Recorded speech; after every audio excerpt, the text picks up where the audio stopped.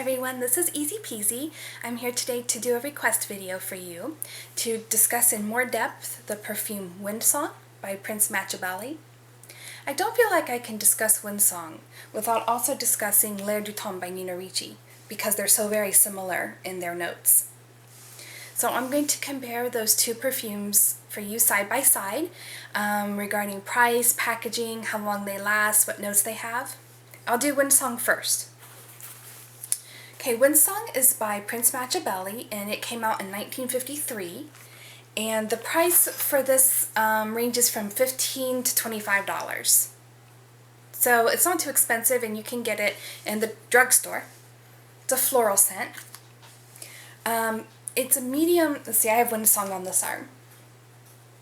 So I can smell it about 6 inches away from my arm, so I would classify that as a medium strong scent. And it lasts forever. 10 plus hours, I would say. It lasts all day. You can definitely wear this through your workday and into the evening.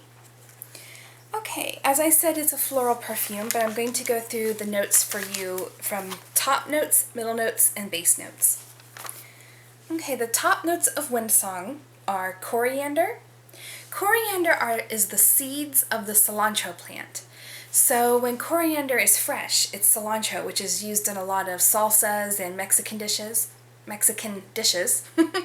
Then when the little seed pods dry, that's called coriander, and that's used in a lot of different Indian type cooking like curries and things. So it's a spice. And you can definitely smell the spice in WindSong.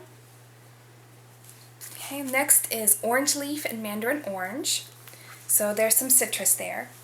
Tarragon, which is a green herb that has a slight licorice note to it, sort of in between basil and anise.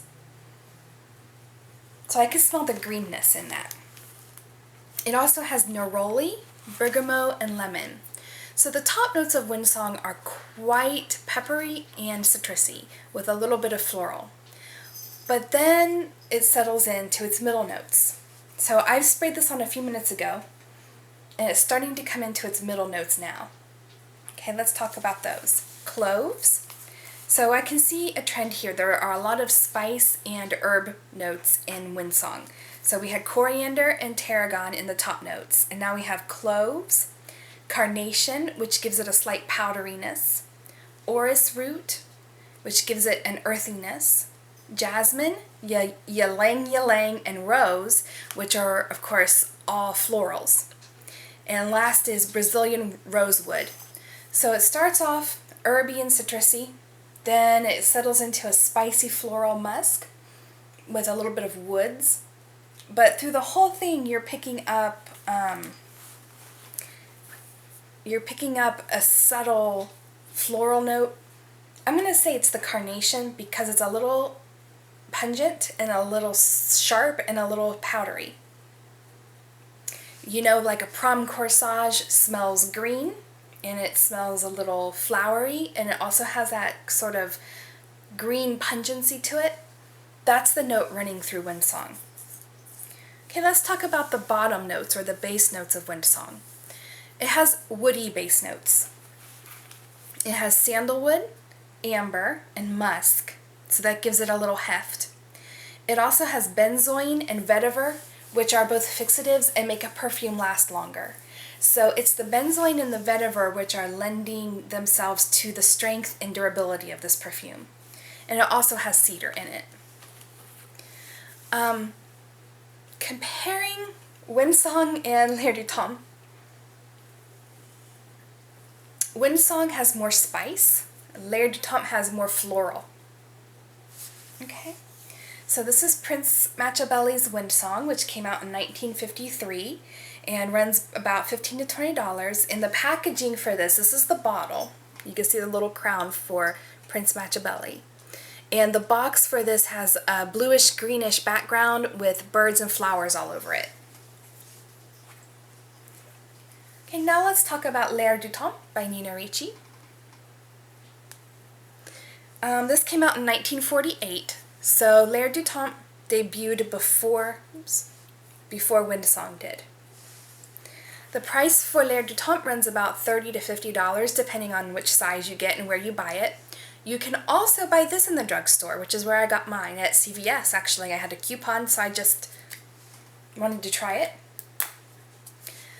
Usually this is behind the locked door, whereas WindSong is out with the body sprays and things like that. I think this bottle cost me about $13 and this bottle cost me about $40.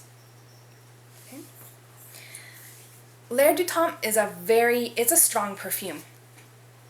I can smell it from here. It's on this arm, this forearm, and I can smell it from almost a foot away. So it has some strength and punch to it. It's also a very long-lasting perfume. It lasts, I would say, 16 hours or more. A lot of times I'll put this on and then the next day I can still smell it. And I would have to say that's true of WindSong too. I mean, it lasts forever. Both of these do. Okay, let's get to the top notes.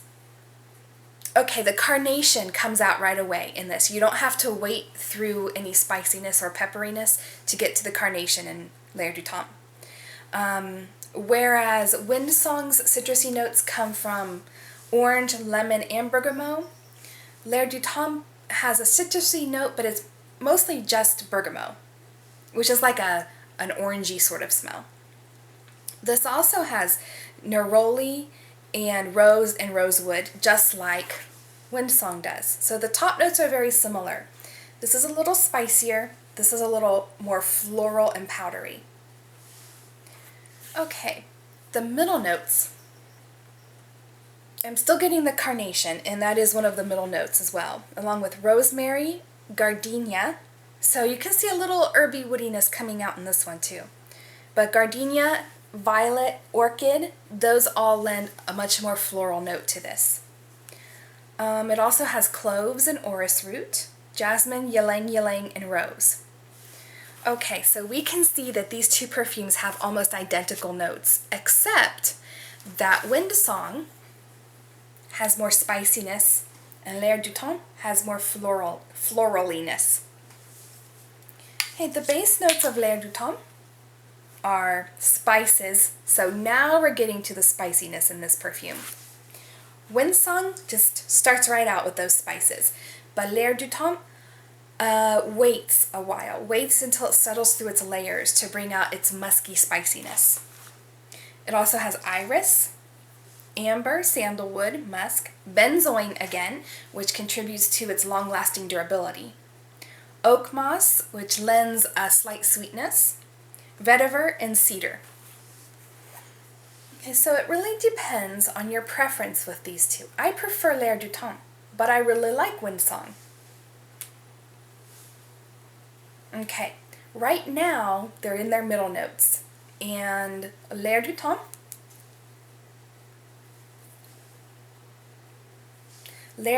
is still full of carnation, it's full of gardenia and jasmine.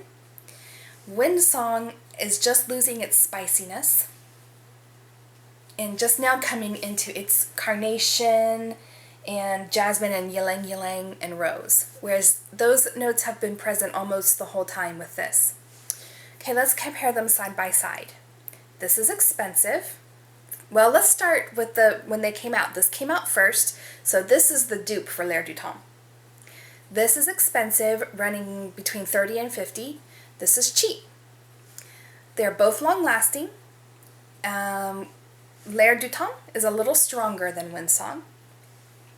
They both have beautiful packaging. This comes in a yellow box with its signature doves. I read that this came out right after World War II was over, so it came out in 1948, and the perfume maker wanted to use doves to symbolize peace after that huge war. Okay, let's see.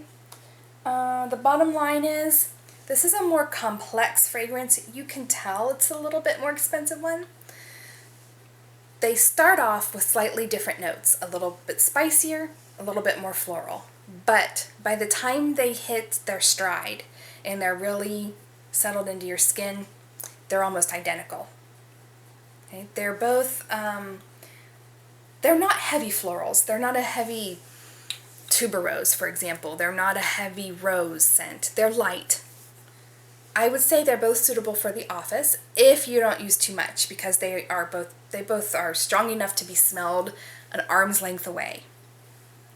So that's WindSong and L'air du Temps. I hope you enjoyed this video, and if anybody has any more requests or questions, or would like me to go over the notes of any of the other perfumes mentioned in my collection videos, I would be more than happy to. Thank you for watching. Bye-bye.